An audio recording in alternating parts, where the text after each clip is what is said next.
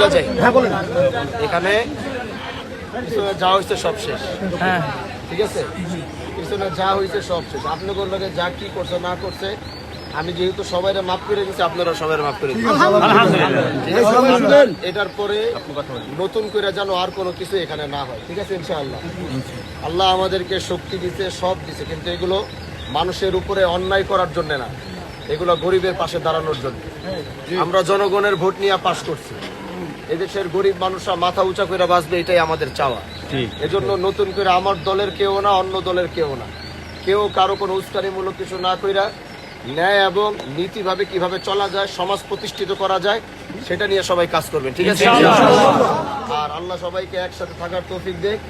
আর এটা নিয়ে আমরা কোনো ধরনের কোনো ফিতনা ফাসাদ আমরা করবো না।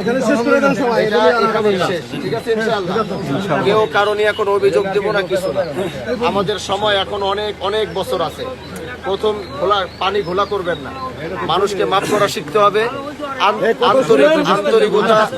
আন্তরিকতার ভালোবাসা দিয়া মানুষের মন জয় করতে হবে। যারা অন্য দলের রাজনীতি করছে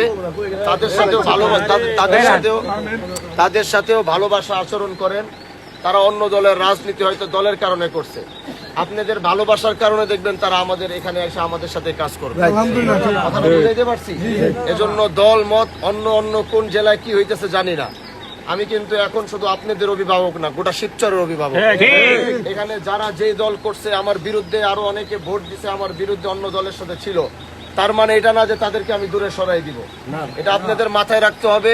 এই শিবচরের বাউন্ডারির ভিতরে একটা যে থাকে, সে যেই দলই করুক, আমি তার অভিভাবক।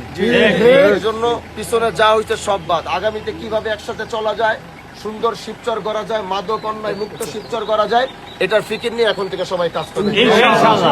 তারপরে কোনো কিছু না থাকলে নেতৃবৃন্দ আছে, আমি তো আছি, অভিযোগ থাকলে আমারে দিবেন। এলাকার ভিতরে কেউ কোনো ধরনের ফিতনা ফাসাদ মারামারি কিছুর ভিতরে জড়াবেন না। কেউ যদি আপনার সাথে উল্টাপাল্টা করে, আমি ঢাকায় থাকি না, সপ্তাহে একবার দেশে আসি, আমি কিন্তু সপ্তাহে 7 দিনই বাহাদুরপুরে থাকি। অভিযোগ থাকলে আমার কাছে দিবেন, নিজে গিয়া হাত বাড়ায়া কারোর সাথে কোনো অন্যায়। আমার দলের নেতৃবৃন্দ যারা আমার সাথে চলবেন, তারা কোথাও গিয়া কোনো ধরনের উঁচা গলায় আওয়াজ, হানজালা ভাইয়ের সাথে চলি, তার সাথে চলি, হ্যাডাম দেখা কথা বলা, এরকম যদি একটা অভিযোগ আমার কাছে আসবে, সাথে সাথে তারা ডাইকা আমি কিন্তু আমার থেকে সরাই দিব, আমার কাছেও তারা ভিড়তে দিব। আসসালামু আলাইকুম ওয়া রাহমাতুল্লাহ।